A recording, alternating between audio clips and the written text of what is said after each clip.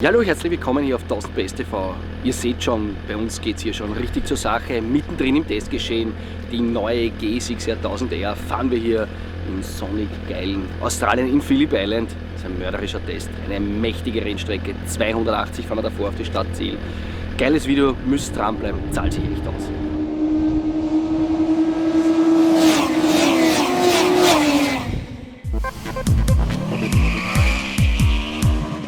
Tja, meine Lieben, wir haben hier eine interessante Ausgangsposition in Phillip Island, weil Phillip Island ist jetzt eine Rennstrecke, wo ich sage, die ist wirklich mächtig schnell. Also man hat hier 280 davor, es sind irrsinnig schnelle Kurven und Sound passt, also das Euro 4 Schreckgespenst ist verblasen worden, auch hier von der G6R.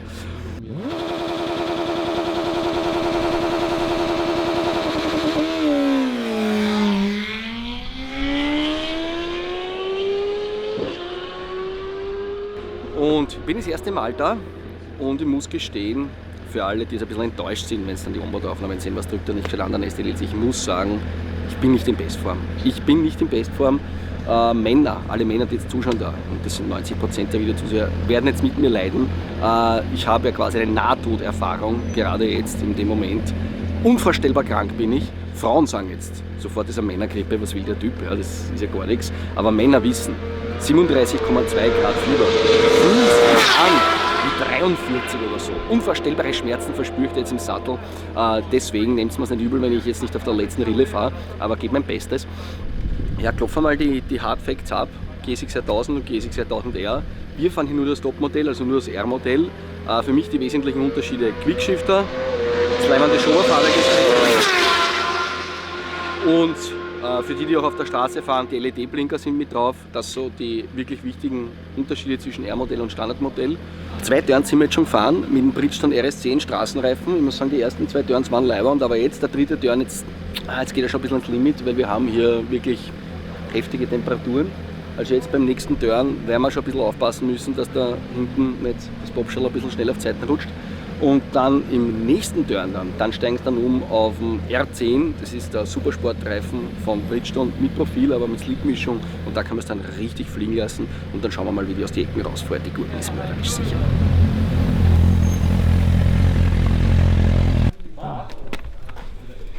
Bis deppert, das ist ein Wahnsinn. Jetzt bin ich mal fix und fertig. Oh, mörderisch. Das haben wir vorher alle gesagt, dass die Maschine so arg anreißt, und ich habe ein bisschen Angst gehabt. Aber ich muss sagen, was wirklich heftig war, ist, das hört nicht auf zum Drehen. Das hört nicht auf zum Drehen. Du hoffst die ganze Zeit, dass endlich die Leistung aufhört, weil ich habe mir gedacht, okay, das geht ja gar nicht so arg. Ich schaue da am Drehzahlmesser und fühlt sich gar nicht so arg an. Aber es ist, weil das Drehzahlband und die Leistungsentfaltung, das ist wie eine Gerade nach oben, und wie arg das anreißt, merkt man erst, wenn man dann am Tacho schaut, wie diese Zahlen da bei 200 noch nach oben ziehen, davor auf die Stadtziele, das ist unglaublich. Also was mich jetzt echt begeistert hat, ist diese Drehfreudigkeit. Das Dreh drauf, es hört nicht auf zum Drehen. Und worüber ja die Leute vorhin gesprochen haben, ist das Handeln. Fantastisch. Also ich bin ganz begeistert und freue mich schon auf die nächsten Turns. Und jetzt muss ich mal die Unterhosen wechseln, das ist mörderisch gewesen. Ja, meine Lieben, ich bin hier bei einem neuen Liebling. Das ist der Motor hier, der G6R 1000R 2017.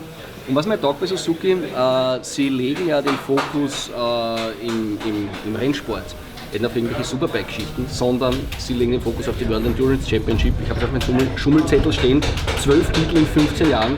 Das ist natürlich für mich vertrauenerweckend, dass sie den Motor gemacht haben, damit sie weiter in der Langstreckenweltmeisterschaft gewinnen können, und das taugt mir. Was gibt es zum Motor zu sagen? Vorher hat mir ein bisschen Angst gemacht, weil man gesagt hat, der Motor ist stärker als der von der BMW, also die 202 PS sind kein Geschichtel. Und wie ich dann rausgefahren bin, habe ich ein bisschen Angst gehabt, aber es hat sich dann gar nicht so schlimm angefühlt. Weil man denkt, vielleicht haben es Geschichten bei Suzuki, vielleicht ist die gar nicht so stark. Aber was natürlich schon ist, dass die Motorentwicklung, die Kraftentwicklung irrsinnig linear ist. Also die hat keinen Durchhänger unten, und dadurch merkst du nur die Beschleunigung, wenn du den Tacho schaust, und das ist da wirklich arg in Phillip Island. Da geht es rauf, aus die Kurve raus bis 250, bis 280 nach auf der Stadtziel, und die dreht drauf ganz übel.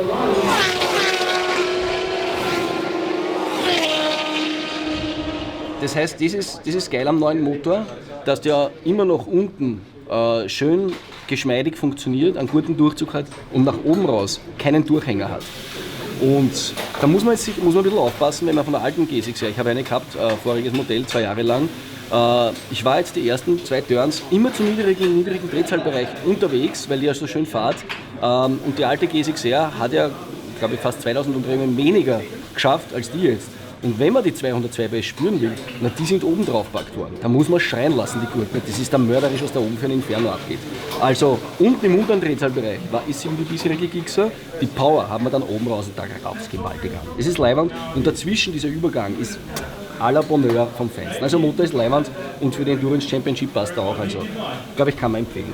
Warum kann der Motor jetzt so hoch drehen im Vergleich zu früher? Ist, weil Suzuki im Prinzip den Zylinderkopf ja komplett neu gemacht hat. Da oben sind jetzt drinnen Fingerfollower, wie heißen die auf Deutsch? Schlepphebel. Dadurch ist dieser ganze Zylinderkopf, die rotierenden Massen leichter, drehzahlfester und, was die Teams natürlich freut, das Ende der Fahnenstange ist ja noch nicht erreicht. Schlepphebelsteuerung hat man auch im Tuning-Bereich dann noch mehr Möglichkeiten. Das heißt, die Tuner können dann oben raus noch ein bisschen was rausholen. Warum dann trotzdem unten und im mittleren Drehzahlbereich die Power Delivery noch immer so leibend ist, liegt an dieser variablen Ventilsteuerung. Das ist ein ganz simples System, komisch, dass das nicht alle haben, wo mit wenig bewegten Teilen man variable Ventilsteuerung zusammenbringt und dadurch hat die nach dem unteren Drehzahlbereich noch immer dieses liebgewonnene Gixxer-Feeling und oben raus ein Inferno. Das ist leibend. Es gibt dann auch noch so ein Klappensystem im Auspuff, da hat er uns auch erklärt, das ist urleibend, aber ich glaube, das ist nur wegen den Abgasvorschriften. Keine Ahnung, müsste man schauen, ob es in der Racinganlage auch drinnen ist. Funktionieren tut es jedenfalls leibend, das gesamte Paket. Wenn wir gerade da sind, ist immer wieder eine Frage, was ihr auf YouTube bei mir stellt. Wir haben hier einen Quickshifter drauf und man glaubt es kaum, die japanischen Ingenieure haben mitgedacht, was wir brauchen, einfach umdrehen. Das heißt, dieses Schaltgestänge dreht man einfach rüber auf die andere Seite, man muss nichts in der Elektronik umstellen, kann man mit verkehrten Schaltschema fahren. Ich glaube, es ist ein 5er Imbus, oder? Aufschrauben, umdrehen, ready for Track Day, ganz super. Und beim Quickshifter muss ich sagen, ist gut, aber nicht sehr gut für meinen Geschmack. Ich hätte mir ein bisschen mehr Widerstand gewünscht beim Runterschalten, wenn ich anbremse. Ich habe schon versucht, die Einstellung zu ändern, dann wird es aber noch softer. Das heißt, für bladestarke Biker könnte es ein bisschen zu sensibel sein, muss man sich daran gewöhnen. Nach dem zweiten Turn hat es schon passt.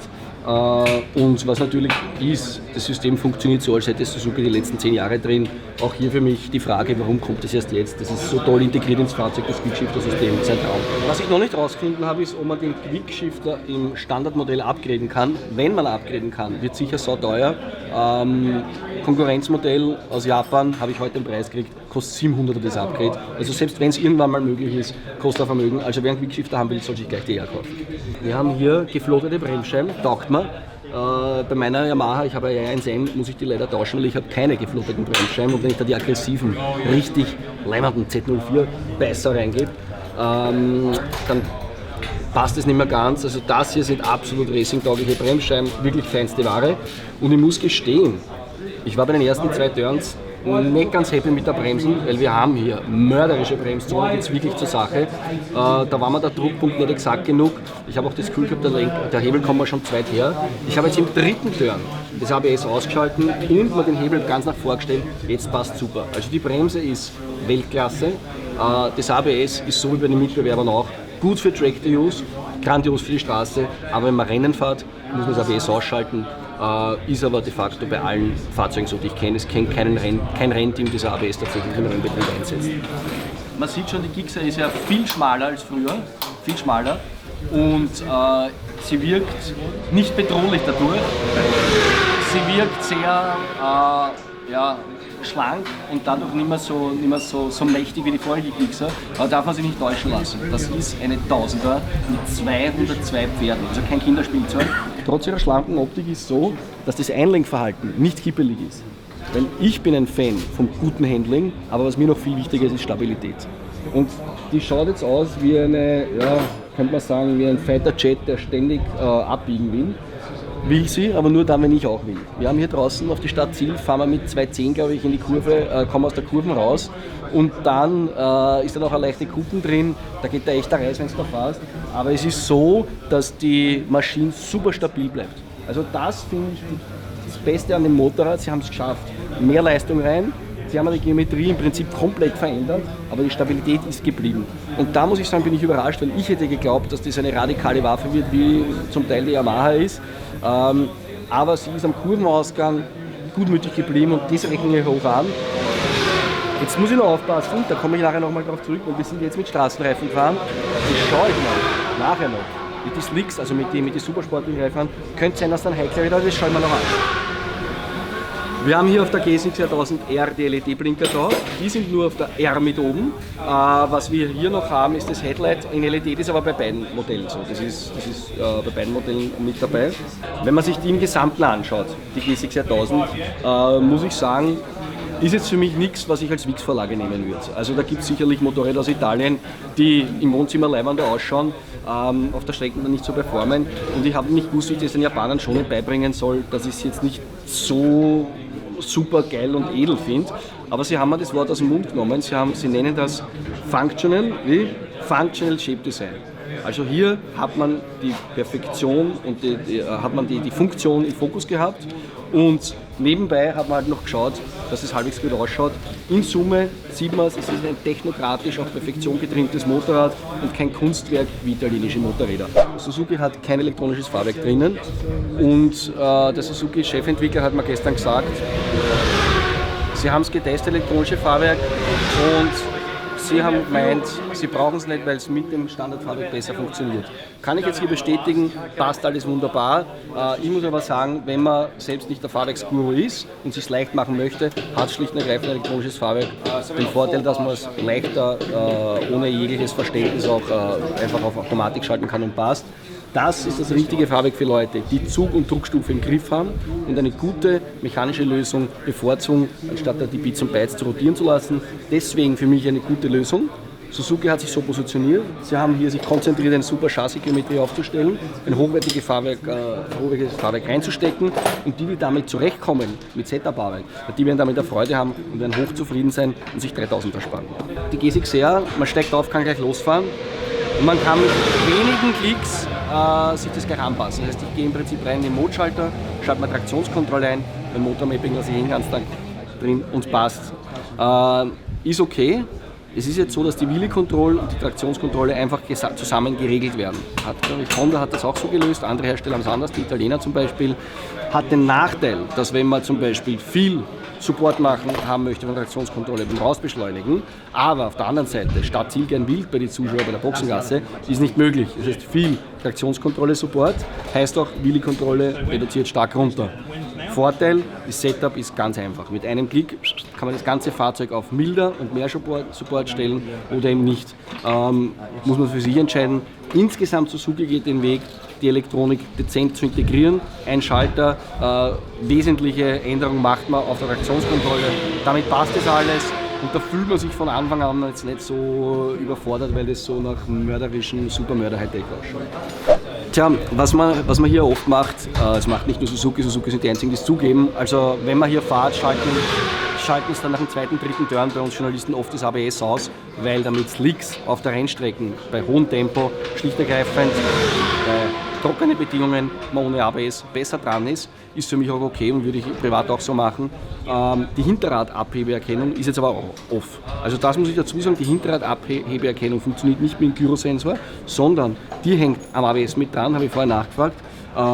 Ist so, dessen muss man sich bewusst sein, wenn man das ABS deaktiviert. Man hat Passagen, wo schon mal stark bergab bremst, dass die natürlich mit der radikalen Geometrie hinter ein bisschen leicht wird. Habe jetzt kein Problem gehabt, ich sage es nur dazu, meine Lieben. Tja, was macht für mich jetzt den Reiz aus der GSX-R? Ich sage euch, der Reiz, und dieses, also wo es für mich wirklich punktet, ist vorne in der ersten Kurve nach Stadtziel. Man biegt dort ab mit, ich weiß nicht wie viel, weil unmöglich auf dem Dach auszuschauen, weil es so grimmig ist, ich schätze 200. Und da biegt man ab und hat dieses wirklich vertrauensspendende Stabilität am Kurveneingang, diesen Strich, man erwischt ihn so geil und dann hängt dieser Motor am Gas wie ein Elektromotor. Das ist ein feinstes Schnurren und du kannst dann dort bei 200 so fein das Gas anlegen und hast das Gefühl dieser totalen Perfektion von Stabilität, Chassis, Geometrie, Linie, Motor. Also das ist eine Verbindung, die ist wahrscheinlich in tausenden Teststunden geschmiedet worden und das bringen nicht viele Tausender hin. Viele Tausender sind jetzt so, dass sie irrsinnig radikal sind und mit den ganzen elektronischen Features ein bisschen eingefangen werden, die so, dass das wirklich immer noch ganz geschmeidig und leibend fährt und man diese 200 PS richtig leibend aufs Hinterrad schicken kann. Und das hat mir richtig Freude gemacht, dass Suzuki das so gut hingekriegt hat. Und gut, dass sie sich ein Jahr mehr Zeit gelassen haben, weil da steckt extrem viel Testerfahrung mit drin, glaube ich. Bei den ersten Videos, die wir gemacht haben von der GSX-R, hat der Auspuff schon für Diskussion gesorgt. Ich muss sagen, bei so einem Tester hier, wenn man auf der Strecke Feuer gibt, ist es jedem komplett egal, wie der Auspuff ausschaut. Wenn das Leibwand fährt, spricht keiner mehr darüber. Trotzdem, kleine Abstimmung hier bei uns im Kanal, ist der Auspuff Leibwand, gibt es einen Leibwand-Auspuff oder ein Ranzig, sagt Sandwürschel und mit. So, meine Damen und Herren, liebe 1000 PS-Freunde, wir sind hier schon fast am Ende mit unserer Testsession und ich komme jetzt zu meinem abschließenden Testurteil und da bin ich wirklich gnadenlos, weil wir haben da heute wirklich fantastische Testbedingungen gehabt auf einer pfeilschnellen Rennstrecke mit optimalem Grip, mit mörderischem Speed und da haben wir der GSX-R der neuen richtig am Zahn fühlen können und ich muss sagen, jetzt sind wir mit Mischungsreifen gefahren auch noch, mit die R10 von Bridgestone und war immer noch begeistert oder sogar noch mehr. Man muss sagen hier, Phillip Island hat Suzuki nicht zufällig ausgewählt. Phillip Island ist eine unglaublich schnelle Strecke, wo Motorräder punkten, die stabil sind. Und das ist genau die Stärke der GSX-R 1000. Unvorstellbar, wie man die aus der Kurve rausfeuern kann. Das ist ganz großes Kino. Und die GSX-R 1000 ist für mich keine Handling-Kanone. Also Leute, die bei 1000er gerne dieses Handling einer 600er wollen, werden da nicht glücklich werden. Sie braucht auch ein bisschen Druck, also am Kurveneingang braucht es ein bisschen einen Druck am Lenker, dass den Innenlinie findet. Aber man wird dann belohnt in den schnellen Kurven und am Kurvenausgang, wo du nicht glaubst, was da für Druck möglich ist, in dem Serienfahrwerk zu verarbeiten, da hat man Mörderspeed. Also das hier ist eine richtige Rakete in Brünn, am Slowakiering, also in Brünn diese schnellen Kurven daraus auf die Startziel, das ist Heimspiel für die GSX-R 1000. Da ist sie sicher im Moment der stärkste Superbike. Ganz großartig, Kurvenspeedstrategie, das ist GSX-R 1000. Wo ich noch Herausforderungen jetzt gesehen habe, ist Sitzposition oben taugt mir. Also ich habe da am Tank, am Lenker mich super positionieren können. Ich habe aber hier, man sieht schon, der Tank ist sehr, sehr knapp. Ich habe meine Knie nicht gescheit reingraben können und der ganze Druck, der ganze Bremsdruck geht am Oberkörper. Das heißt, wenn ich meine zulege, muss ich mir echt überlegen, braucht man da dieses Stomp Grip Pickel, dass ich damit mit den Knie auch ein bisschen an Grip abfangen kann. Also das, man sieht es ja schon, es ist sehr glatt, kann man wenig Druck aufnehmen mit den Knien in der Bremszone. Erstaunlich, Traktionskontrolle.